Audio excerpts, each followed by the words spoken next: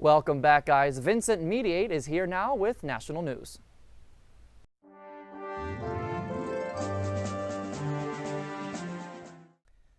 Thanks, Alex. Late Monday afternoon, FBI agents finally broke into the underground bunker of Jimmy Lee Dykes and rescued the 5-year-old hostage, Ethan, in Midland City, Alabama.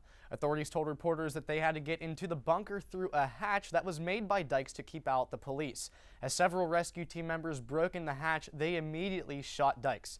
Reporters are told toward the end of the communication between Dykes and police, he seemed to become psychologically unstable. Ethan is doing very well and was released from the hospital Tuesday afternoon, and his mother was glad to hold him again in her arms. A 911 call was made in Texas last Saturday afternoon by the sister of Eddie Ray Routh, saying that he just called her and told her he shot and killed 2 guys whenever he went to his shooting range. Routh is an ex-Marine and was diagnosed with post-traumatic stress disorder after being released from the military. Ruth's sister told police he was visiting her and her husband, and while he was there, he was babbling his words. He also told them that he had 2 guns in his truck and was heading to the gun range. Shortly after he arrived at the range, he called his sister and told her what he did. After the shooting, Routh was found in his Dallas home, where police took him in custody. Police say Routh left Green Oaks Psychiatric Hospital in Dallas last week.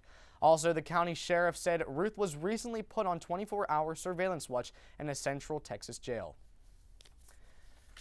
And a family of a missing American woman is now mourning after receiving confirmation she was found dead in Turkey. Stephen Sierra, the husband of the deceased Soraya Sierra, waited in Istanbul to go with police to identify his wife's body. 2 weeks ago, Soraya left for Turkey. The day before she was to return home, she notified the family and happily said she would be home the next day. After there was no sign of her and no communication with her family, the family notified police and the search began. There are reportedly 9 suspects involved with Sierra's death. Police found her with several stab wounds, but they said that a blow to the head is what killed her. The cause of Soraya's death still is unknown. She leaves behind her husband and 2 children. Now back to Celina and Alex at the couch. Last weekend was Groundhog Day. And Daybreak reporter Kameron Greene has this report from Gobbler's Knob.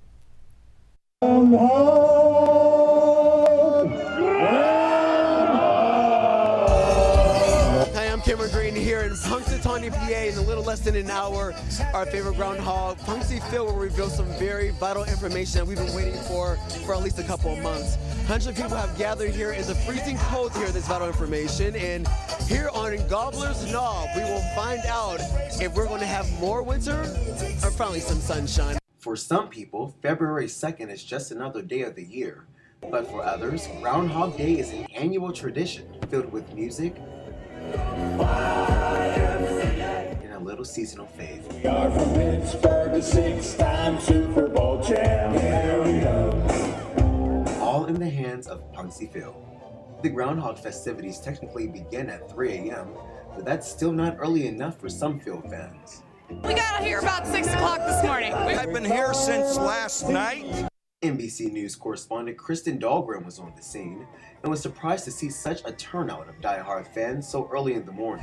Oh my gosh, I didn't know what to expect when they said they were sending me here, and it has just been crazy. I can't believe how many people came out this early in the morning.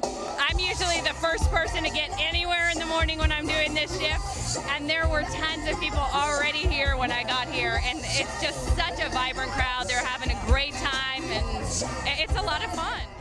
Come sunrise, the question that was on everyone's mind was answered. He surveyed his surroundings carefully and found that there was no shadow around. So an early spring I'll tell you what, I hope Phil's right, because it's been a cold winter. So I hope his prediction comes true. I love it.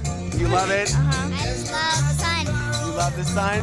You're tired of the snow? Yeah, because I like to play in my sandbox, and if the snow keeps doing, I have to dig out this sandbox, so I have to open it and then play. I understand. I remember whenever I was a kid, I loved the sandbox as well. Finally, a word from Punxsy Phil. We might be seeing more sunshine instead of a lot more snow. With Daybreak News, I'm Kameron Greene. Up next, James Hill has your weekly weather report right here on Daybreak. And Tori Adams with sports.